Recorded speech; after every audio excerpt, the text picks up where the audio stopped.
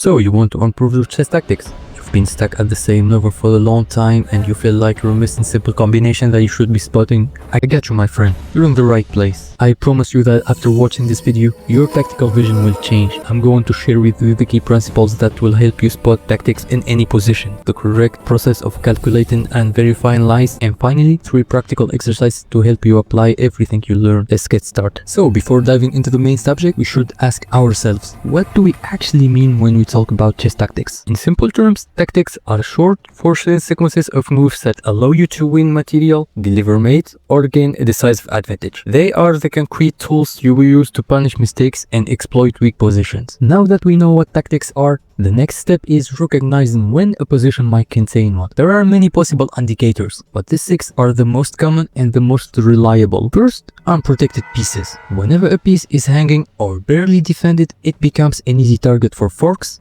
pins, discovered attacks, and many other tactical motives. Next, we have the exposed king. If the king has a weak pawn cover or there are many open lines around it, forcing tactics and sacrifices become much more effective. The third indicator is overloaded defenders. When one piece is responsible for too many defensive tasks at once, you can often exploit this overload and win material immediately. From there, we move to piece alignment. Whenever pieces line up on the same file, rank, or diagonal, you should instantly think about pins, skewers, and discovered attacks. The fifth clue is the presence of weak squares. A square that cannot be defended by a pawn is a natural target for your pieces and can lead to immediate tactical threats. Finally, there is activity imbalance. If your pieces are more active, better placed, or better coordinated than your opponents, tactical breakthrough become much easier to find.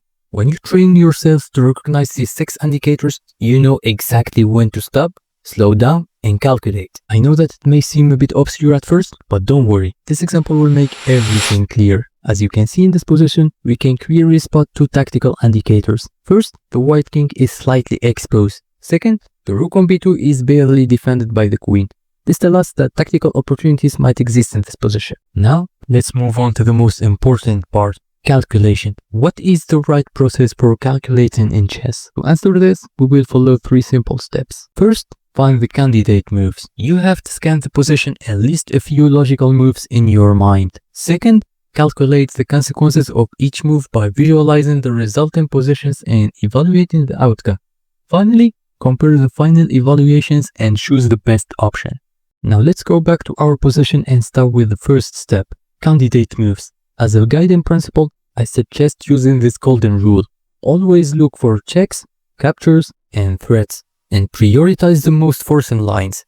Trust me, this will simplify your work greatly. For checks, we have queen h4 and knight d3. For captures, queen takes b2 is a possibility. For threats, we can consider a move like g5 with the idea of g4.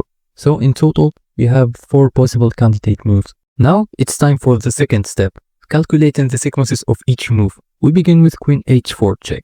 Here, the white king can easily escape to g1, so this is probably not the strongest option. Next, knight d3 fork. White is forced to capture with the queen, otherwise he will lose his rook. After that, black can take on b2 and win the exchange.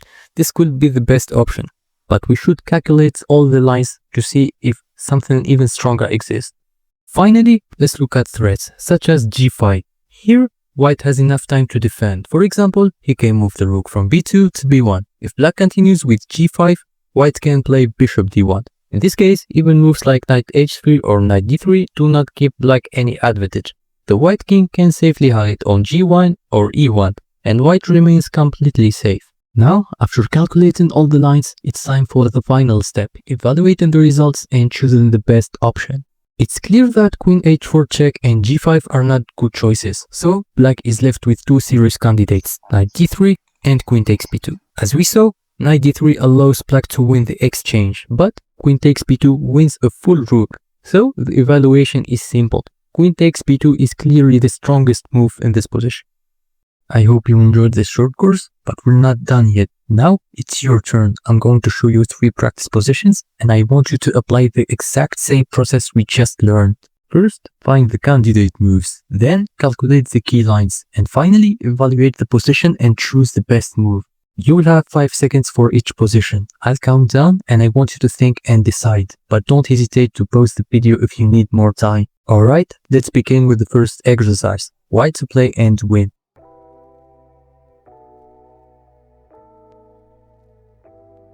Time's up, let's go through the solution. By scanning the position, we can clearly spot a tactical indicator. The bishop on c6 has too many defensive responsibilities. It controls the e8 square to prevent a back rank mate, and it also stops the knight d5 fork.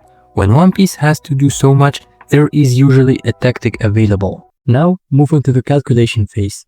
There are no forced checks or immediate captures, so we focus on threats. Here, knight d5 is the only serious and winning move. Black cannot capture the knight, so the queen is forced to move, and white wins the exchange after knight b4. Now let's move on the second exercise. Pause the video and try to find the best move for white. Time's up. In this position, we can clearly identify a tactical indicator, piece alignment. The rook on c4 and the king on g8 are aligned on the same diagonal, which immediately suggests that there is something concrete to exploit. Let's begin the calculation process. The main candidate moves here are knight e7 check, or capturing the pawn on f6 with either the bishop or the knight. We'll start with knight e7 check. Black can simply capture the knight, and after queen d5, queen f7 neutralizes everything. White is left with no real compensation, so knight e7 is a bad move. Next, let's analyze bishop takes on f6. Black responds with bishop takes on f6, then knight takes on f6. Queen takes f6, and once again queen d5 doesn't work because of queen f7. This line also fails for white. That brings us to the last candidate, knight takes on f6. After bishop takes on f6, queen d5 check is absolutely crushing. The black queen is too far away from the f7 square, so black cannot defend properly. White wins the exchange. After king h8, white first plays bishop takes on f6, and then queen takes c4, reaching a clearly winning position. So, in conclusion, knight takes on f6 is the best move. Now, we move on the third and final exercise, and this one is on you. I'm not showing the answer this time. Pause the video, calculate carefully, and find the best move for black using the exact same thinking process. Once you've got your move, drop it in the comments below and explain your idea. Thanks for watching, and I'll see you in the next video.